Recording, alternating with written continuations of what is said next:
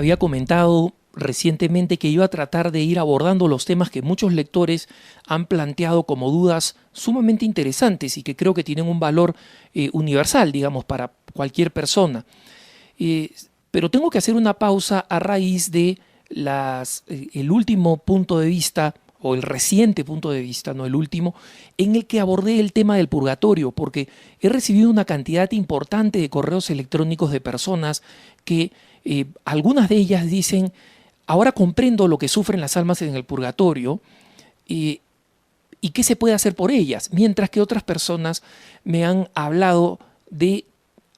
ampliar este tema del purgatorio y explicar todo lo que los católicos podemos hacer, porque podemos hacer muchas cosas por esas almas del purgatorio con un gran beneficio espiritual, un enorme beneficio espiritual.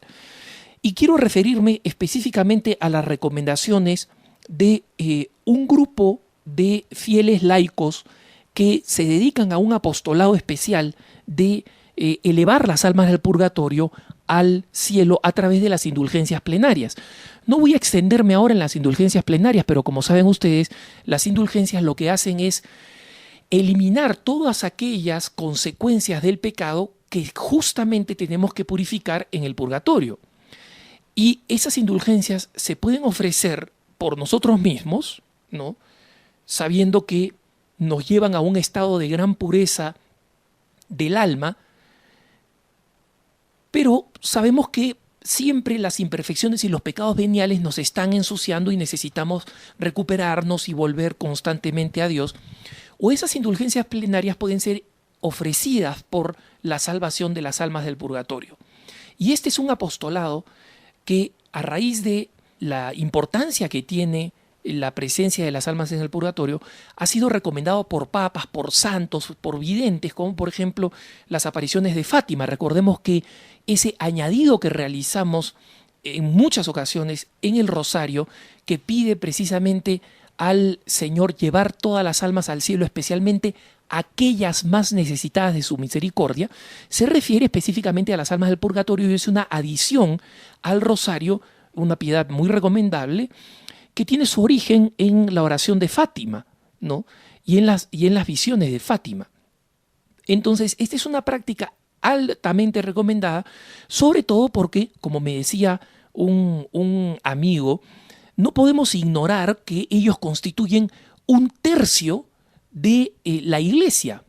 Un tercio, no en un sentido exacto numérico, pero hay que recordar que la Iglesia tradicionalmente se presenta como la iglesia triunfante, que es la que ya está en el cielo, la de los santos, la que goza de Dios, la iglesia militante, que somos nosotros, que estamos acá todavía militando para tratar de conseguir los méritos que nos consigan el cielo, y finalmente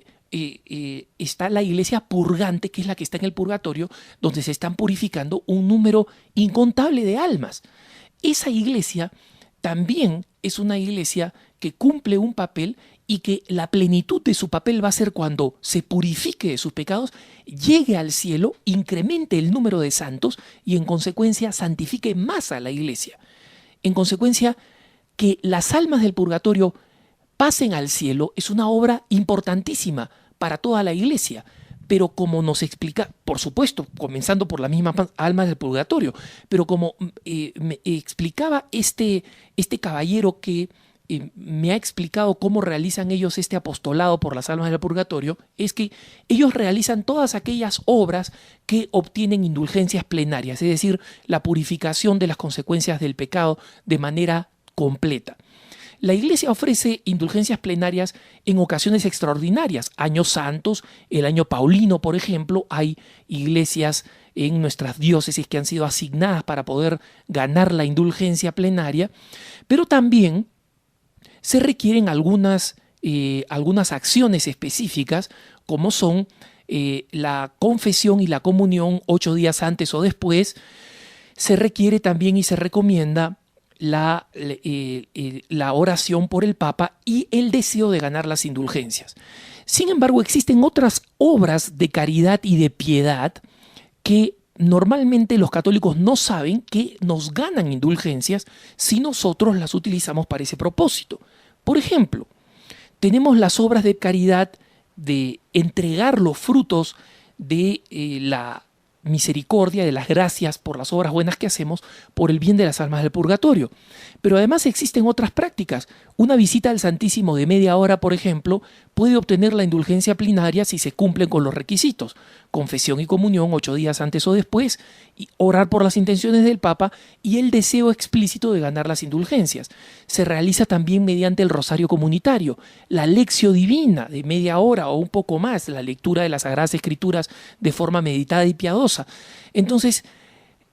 este caballero que se dedica a este apostolado me explica: nosotros realizamos estas obras de caridad y, por supuesto, la consecuencia es que, porque tenemos que comulgar y confesarnos para cumplir con los requisitos de la indulgencia plenaria, estamos en constante estado de gracia y en consecuencia estamos purificándonos constantemente y estamos en un estado que nos acerca a la santidad. Los actos de caridad y las obras de caridad que realizamos y las mismas obras espirituales entonces nos obtienen un doble beneficio: elevar armas del purgatorio al cielo, primero, y segundo, conseguir una vida de santidad propia, o si quieren verlo al revés, conseguir una vida de santidad que, por otro lado, al movilizar las almas del purgatorio al cielo, están realizando un excelente negocio. Y no tomen acá el negocio en un sentido negativo. Recuerden ustedes que el mismo Jesús compara el reino con un negociante de perlas. Acá lo que se está haciendo es ir por la perla mejor, que es el alma del purgatorio, que cuando entra al cielo, el infinito agradecimiento lo va a convertir en un amigo nuestro en el cielo, en un santo intercediendo por nosotros. Y en consecuencia, la práctica de constantemente movilizar almas del purgatorio al cielo es una devoción enorme que no solamente libra de sufrimientos terribles a las almas que están allí, sino que aumenta la santidad de la Iglesia al incrementar el número de santos y nos aproxima a nosotros a la santidad,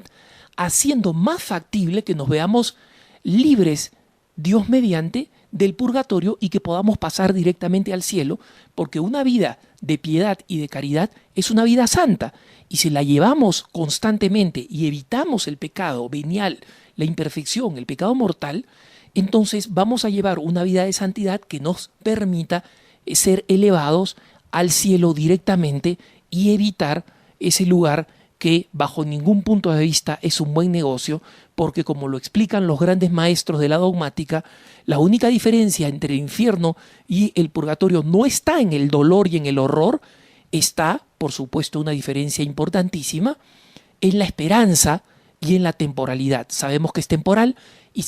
tenemos la esperanza de que nos vamos a encontrar con Dios, pero de otra forma, todo lo demás es comparable y les aseguro, después de las visiones de los videntes de Fátima y de tantos otros que saben cómo es el infierno, no tenemos ningún interés como cristianos en terminar allí. Que tengas un buen día.